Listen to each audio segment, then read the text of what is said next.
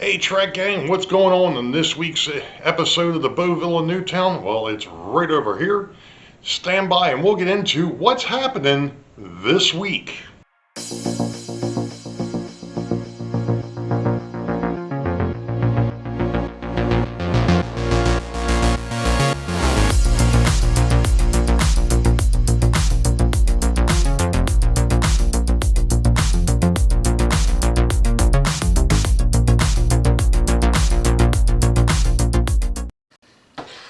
Well, hello Track Gang, and welcome to, I think it's episode 7 for 2025. Sorry, I skipped a week. There was reasons. First off, I'm still dealing with whatever it is that's going on with the arm. It's now Sunday, February 16th. But I'm still dealing with the issue with the pinched nerve and the screwed up muscle and, the whole 9 yards. So anyway, one of the things that I decided to do the other night, because I wasn't happy with it, and I think we've talked about this in the past, but it's the hill up here. And I've got to get the back done before I can do anything forward, obviously. Makes sense.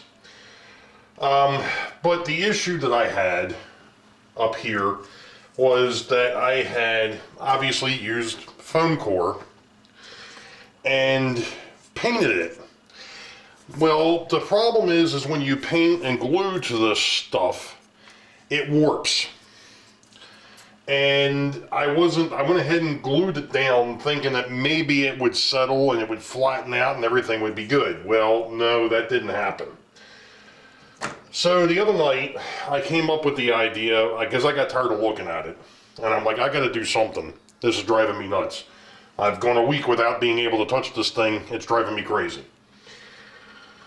So, the other night, I went ahead, peeled it back up, which created another mellow of a hess when I did that, because I had used the foam-friendly adhesive, which works, but boy does it work. It worked a little too well.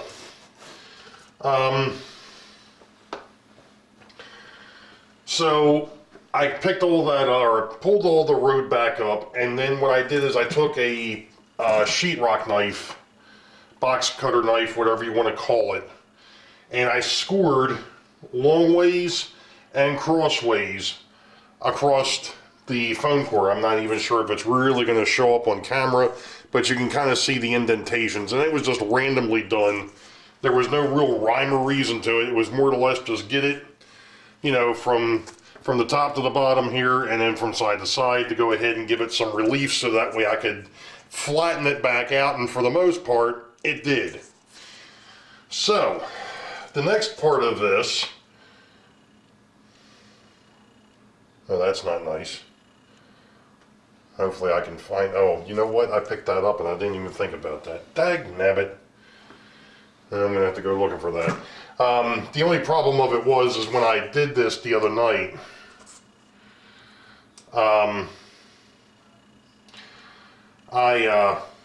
the one spot over here where the two pieces met, I ended up cutting that up, or cutting that, because I just taped them together. And there was a piece of the sidewalk down here that came up, and I was trying to save that, but I guess I'm just going to have to recut that when I get done, because I have no idea where that piece of sidewalk got off to. Oh well, it is what it is. Something else to deal with. So anyway, I've got my bucket of glue over here, and what I'm going to do, actually before I get started here, I'm going to pick up a couple of cans of paint, because I'm going to use those to hopefully hold this thing in place once I get finished gluing it. Because I'm not going to use the foam-friendly adhesive again. I think it's a little, for this particular bond, it's a little too much. So we're going to try and just put a little bit of And I say a little bit. It's probably going to be a little bit more than a little bit, but hey, we're going to try and put some glue on the back of this thing.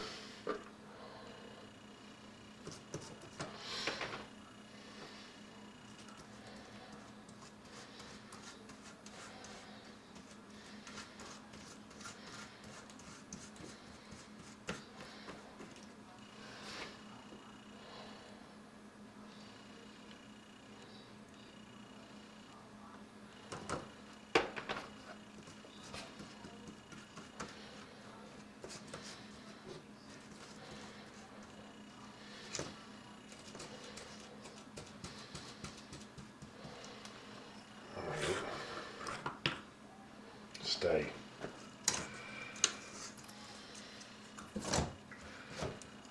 Scoot that in there.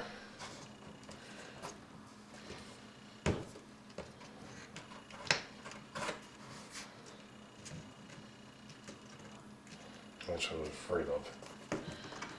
I don't think this is going to work.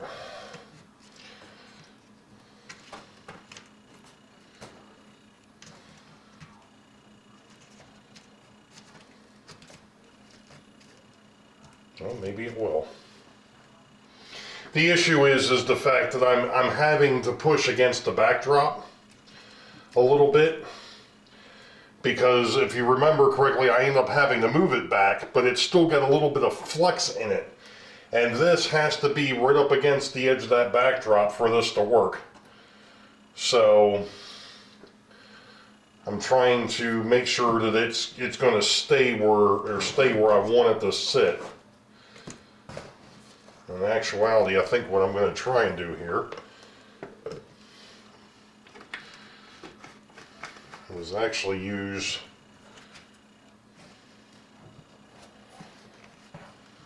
the glue bucket to kind of hold that down. So that's what we're going to do, or how we're going to do it. We're going to do it piece by piece. So that'll be that end, and then I'll pull the other end into this, and then we'll glue everything down and see what we got. So we'll be back. All right, folks, a video that's been 2 weeks in the making. As I mentioned on Sidetrack Sunday, the right arm has just been ridiculous. In fact, again, last night, the night before, I ended up coming back down here and sleeping in the spare room because I couldn't get comfortable, and I didn't want to keep the wife up all night. If I couldn't get comfortable, there was no point in two of us not being able to sleep. So it is what it is. I'm going to try and make this quick because number one, I'm behind, and number two, I'm actually behind tonight. It's 8 o'clock at night, and I want to try and get this video out because I've missed 2 weeks now. Worked on the hill. And what I came up with, and I was probably in the beginning of this video, was scoring the back of this foam core in both directions so that it could lay flat again, which seems to have worked on the short sections I had over there. And just messing with this, once I put glue on it and I put something heavy on top of it, I think it's going to be fine. Now, there is a bit of a problem with this. I'm not sure if you can actually see that, or if you can tell what my dilemma is with this, but there is a problem. And that is the fact that I don't think I've ever seen a piece of ground be this flat. So, I'm taking a page out of another book, so to speak. And what I've come up with is taking some of the foam core, and I'm not sure if this is actually even going to show up real well, but okay, there we go. There's a decent angle. If you can tell, it's angled here, and it's actually angled on this side as well, to lead up to a foundation which happens to be this piece, to raise things up a little bit, which is fine. The only problem is when I put this piece of foundation together, I kind of goofed a little bit, because off to this side is supposed to be the driveway. Well, there's a bit of a problem. That's a straight drop right off the side of the house. So, yeah, I could probably work with it. I could probably figure something out, but what I'm going to do is I'm going to recut that piece. And I actually did cut another piece the other night that was angled. The problem with this is this was the thinner foam core. I think this was, what is this, 3/16 or something like that. We've talked about this. I've got two different style foam core, and I wasn't happy with the height of it. So I'm going to use this for the foundation, and then use the thicker stuff for actually creating that hill that the foundation will sit on. So more to come on that, and I'll show more as to how I did it. I actually did it with this thing. It's an old fillet knife. It's not very sharp. It's sharp enough to get through the paper and the foam, but it's not going to cut you. This my dad had floating around. I don't know. I think we were using it to carve the foam mountains in the past, and it's nice because it's a long blade versus trying to use something like this. You can't cut an angle with this thing, at least not to the extent that I was trying to do. So next week, if the shoulder holds up or the arm holds up, I will show how I cut that down to make that slope. So I don't want to put this up there yet, because what I'm thinking I'm going to do is I'm actually going to put the hill on here, or the hill up to the foundation. All that will be done first. I will paint it, and then I'll glue it to the upper hill. I think it's going to work out better that way. And now that I've got an idea of this scoring the back of the foam core to give it some flex, I think I'm going to do the same thing on the other side. And the biggest reason for that is with the backdrop up, I don't want to be getting foreground color on the backdrop yet. So that's something I need to play with, because it's not going to be one of these things where it's just going to be, things are going to be right behind the houses off that hill on the backdrop. There's going to be some other, my vision is to have some other things in that background. I just haven't gotten there yet, and of course getting them from here to the hands, that's always been a bit of a thing. So there is one other thing I want to talk about, so give me a minute, let me go grab it and we'll be back. Okay, so I have a bit of an update on the FP7s. I did go through and gloss coat them and prep for putting the decals on. However, I'm not very pleased with the coverage of said gloss coat. I don't know how well that's going to show up, but if you can see, especially on the top, which isn't where the decals are going to go anyway, but it didn't lay on there the way I thought it should. It didn't go on smooth, and I don't know why.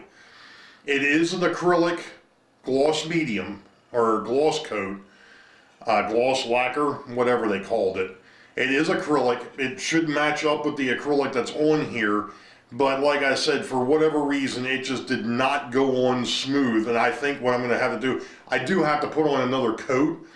But I think what I'm going to end up doing first is I'm probably going to go out and get myself a different set of brushes. I have a feeling the brushes that I have are a little too stiff to be able to put the gloss coat on. So I'm going to see if I can't find something with a little bit softer bristle, or look to see if I've got something with a little bit softer bristle and see if that helps this issue out. But yeah, I am none too pleased with that gloss coat. So I'll have to play with it a little bit. The unfortunate thing is I did both locomotives. So I'm going to have to go ahead and probably put a second coat on both of them before I can go ahead and put the decals on, and then I can put the dull coat on, which will, obviously seal everything up. As you know, I bought the micro saw and the micro set, so I've got that stuff. I'm really itching to get the names on the side of these locomotives and get them running across the railroad. And that's another thing. Obviously, I haven't run trains in a while. I really do need to get this thing back running again. And not that it's not running, it's just the fact that it's been sitting. So I probably have to go through, clean the track. Probably ought to take the locomotive. I just took the locomotives back not that long ago and did some light maintenance on them. So I think I'll be okay there. But yeah, I really do need to get back there. I really do need to start running some trains again. So with that being said, don't forget this Sunday, Sidetrack Sunday, it's one of our new guys. It's one of our new members. And that would be Brian over at the Iron Horse. His link is in the description. But he's going to be on 8 p.m. U.S. Eastern, filling in for John number 2, The Count, for the first Sidetrack Sunday of March for 2025. I believe the way it's going to be Brian, then Dave, then Bob, then me, then possibly Bob or me again. When we get to the end of the month, we'll figure that one out. But right now, it's going to be Bob that's going to take that one. But we'll see. He's got something that's going to possibly be happening sometime towards the end of the month. So, yeah, I'll let him explain that when we get there. But at any rate, so that's all I've got for this week. And again, I apologize to everybody out there. I'm sorry. It's just when you're not 100% and you can't do the things that you want to do, because it hurts. What are you going to do? So you all know the deal. Wait for the high ball. Green tracks ahead. Be safe. God bless. We will catch you all next time. See ya.